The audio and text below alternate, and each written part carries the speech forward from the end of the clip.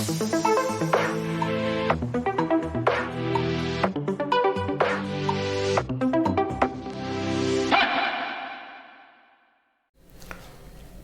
to all students, I hope you are doing fine. I am Professor Masood Fuzail and today we are going to discuss Phylum Mollusca. Phylum Mollusca is the second largest phylum of animal kingdom. It has many classes, but there are three most important classes are class Gastropoda, class Bivalvia and class Cephalopoda, which we will discuss in separate lectures. So today we are going to discuss some important characters of Phylum Mollusca and also we will discuss in detail the structure of class Gastropoda.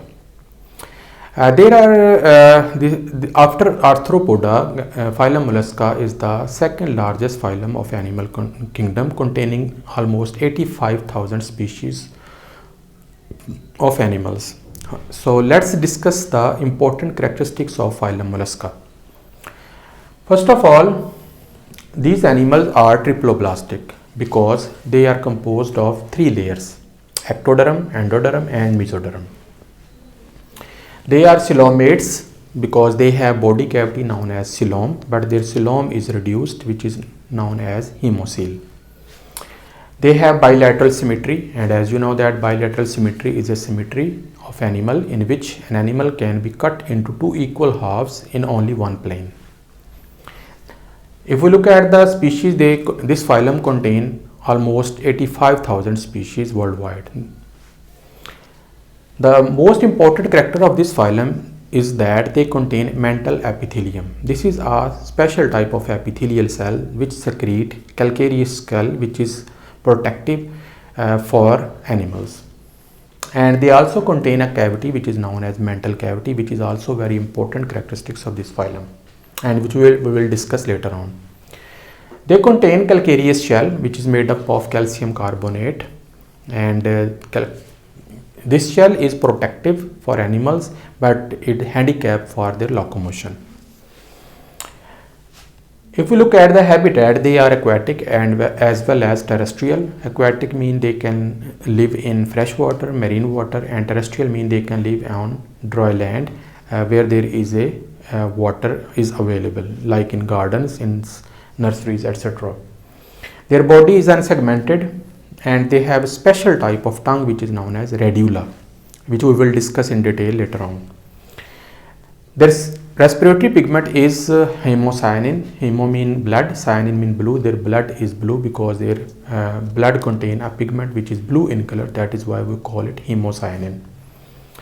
For respiration, they have gills for exchange of gases, but for terrestrial snails and slugs which live on land, there are gills present.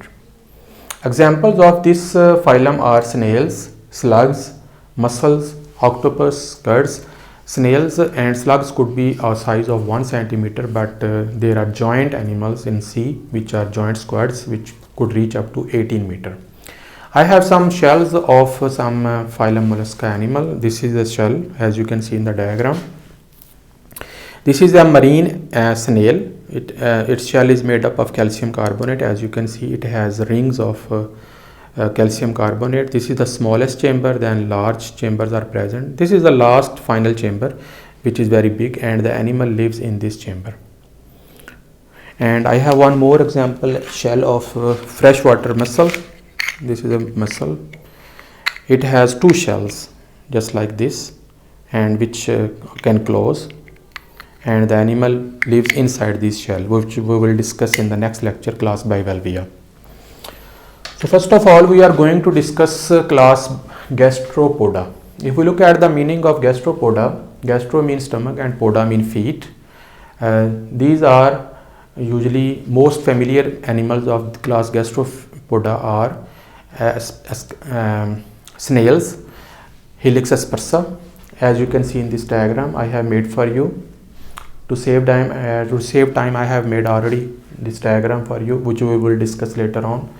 Their bodies consist of a shell which is on the top of the body, as you can see in the black color diagram.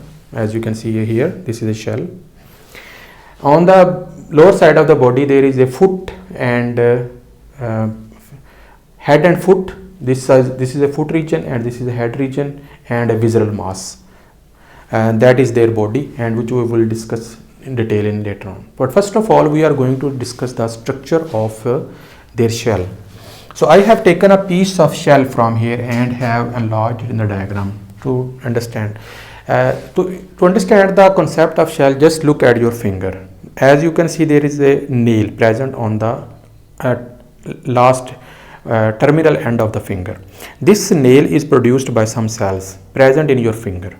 These cells collect proteins, which is known as keratin protein, from your food, and build a hard plate on your finger, which is known as nail. Similarly, the upper layer of the animal, which is known as mantle epithelium, which you can see in the blue color. This is a blue color is mantle epithelium.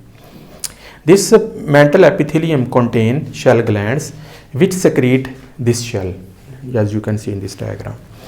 This mantle contain a cavity which is also known as mantle cavity, and mantle epithelium, which are attached with each other with the help of muscles. This mantle epithelium and shell glands secrete calcareous shell around their body. This shell is made up of three layers. The first layer is, as you can see right here, is known as nacreous layer. On the top of this layer is another layer which is known as prismatic layer, and the outermost layer of the shell is known as periostracum. So in this way, outermost periostracum, prismatic and nacreous layer made up together make up the shell of the animal, as you can see.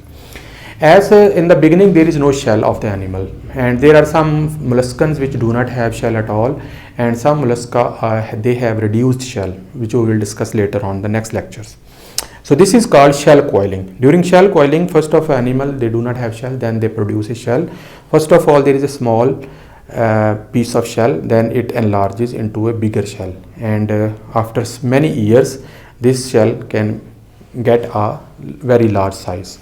Usually the shell of marine snails, they have very strong and heavy shell which is handicapped for their locomotion, but usually the snails living on the land, they usually have lightweight shells which are made up of calcium carbonate and some protein. This is the shell coiling keeps the animals in the shell and protect the internal part of animals, and also from the predators of that animal.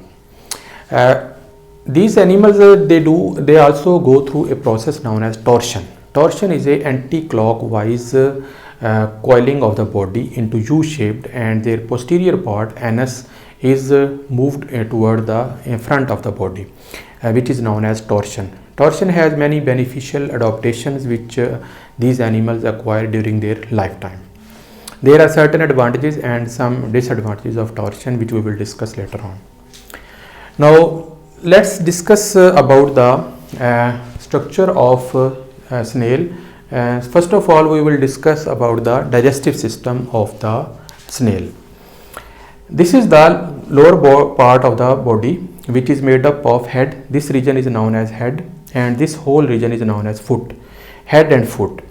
Just on the front side of head there is a structure which is known as mouth, and this mouth has a protruding tongue which is known as radula.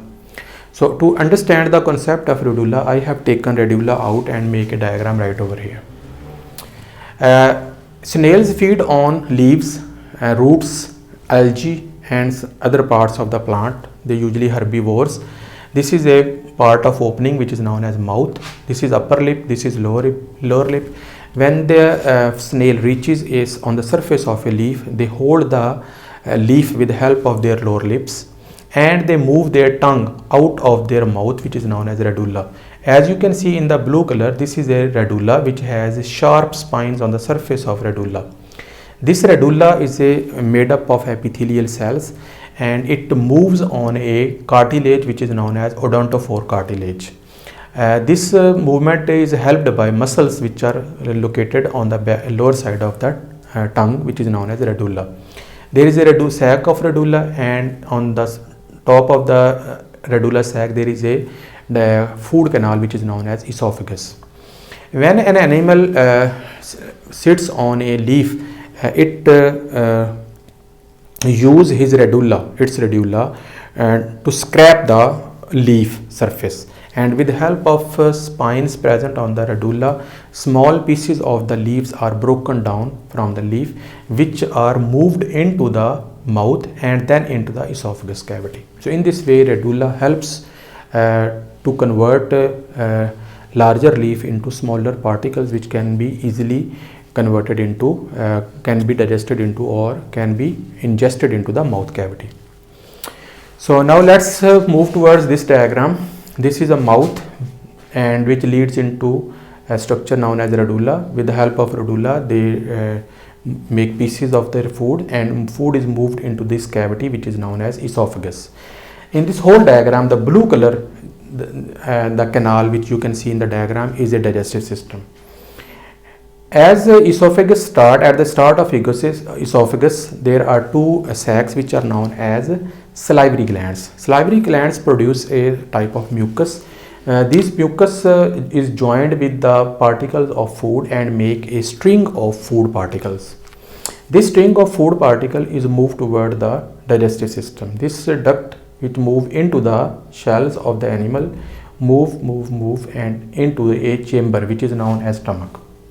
Finally, the food reaches into the stomach, where hepatic cici, as you can see in the last chamber of the shell, there are hepatic cici which produce certain enzymes. These enzymes secreted and are reached towards on the stomach, where food is digested.